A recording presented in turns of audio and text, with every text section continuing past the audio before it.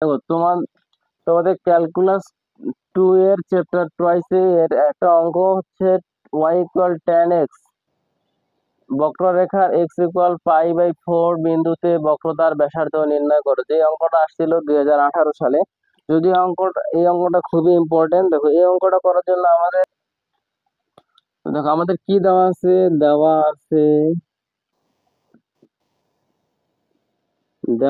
আমাদের কি দেওয়া আছে y = tan x।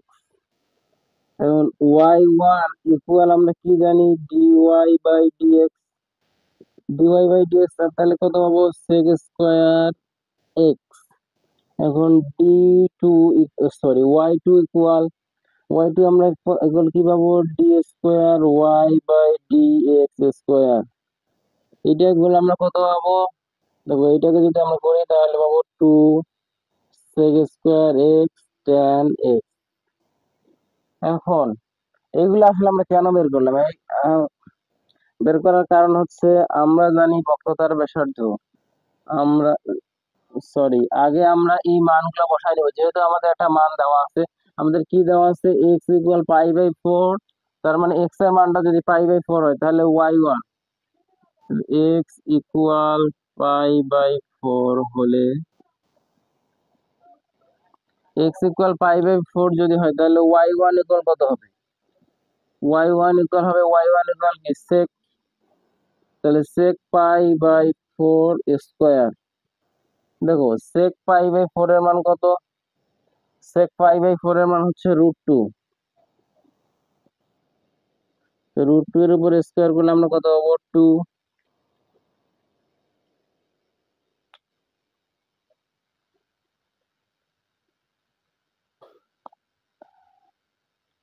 এখন দেখো আবার হচ্ছে y2 ইকুয়াল কি জানি আমরা, কি পাইছি, 2 sec। তাহলে sec যেহেতু আমাদের স্কোয়ারটা যদি আমরা এইখানেও দেই বাইরেও দেই তাহলে তারপরেও কিন্তু মানে কোনো পরিবর্তন হবে না। sec π/4² tan π/4। তো দেখো sec এখানে 2, দেখো তো sec π/4 এর মান এখানে কত পাইছি, sec² মান কত পাইছি, 2। তার মানে এখানে আমরা বসাবো 2। এখন π/4 এর মান কত জানি আমরা, 1। তার মানে এটা হচ্ছে আমাদের 4। এখন দেখো আমরা জানি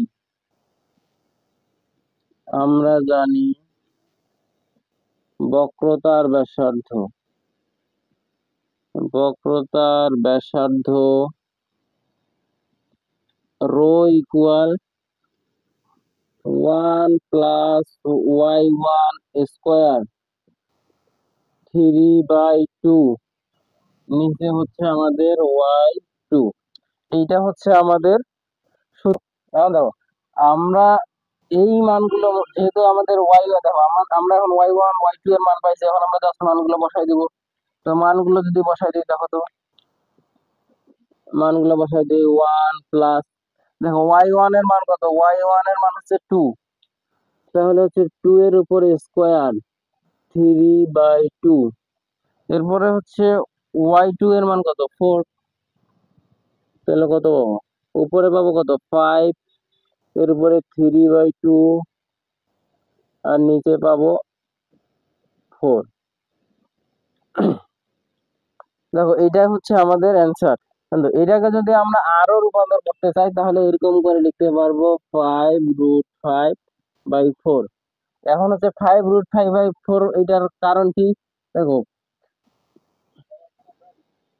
5 এর উপরে এইটার মানে হচ্ছে আমাদের √5 আছে কয়টা, 3টা। √5 আছে 3টা, তার মানে আমরা কি জানি 2টা √5 সমান কি একটা 5 হয়। আবার হচ্ছে একটা √5 থাকে গেলে, তার মানে 5√5। তো দেখো আমরা প্রথমে কি করছি, আমরা প্রথমে অঙ্কটা আমাদের দেওয়া আছে আমরা লিখে নিছি। লিখে নেওয়ার পর আমরা জাস্ট অন্তরীকরণ করছি। প্রথমবার অন্তরীকরণ করলে tan এর জন্য আমরা পাই কি, sec²। আবার sec² এর অন্তরীকরণ করলে পাই 2 sec² tan x। এখন আমরা y1 y2 এর মান বের করে নিচ্ছি, কেননা আমরা বক্রতার ব্যাসার্ধ সমান কি জানি, 1 + y1² হলে whole to the power 3/2 by y2। এখন দেখো এই জাস্ট আমরা শুধু y1 y2 এর মানটা যাতে বসাইতে পারি এই জন্য আমরা আগে কাজ করে নিছি, এই কাজ করে নিয়ে আমরা মানগুলা বসাই দিছি।